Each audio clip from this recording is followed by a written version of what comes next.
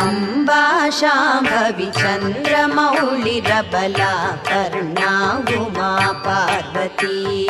काली हैमवती शिवा त्रिनयनी कात्यायनी भैरवी सावित्री नवयौवना शुभकरी साम्राज्यलक्ष्मी प्रदा चिद्रूपी परदेवता भगवती श्रीराजराजेश्वरी अम्बा मोहिनी देवता त्रिभुवनी आनन्दसन्दायिनी वाणी पल्लव पाणि वेणुमुरळी गानप्रिया लोलिनी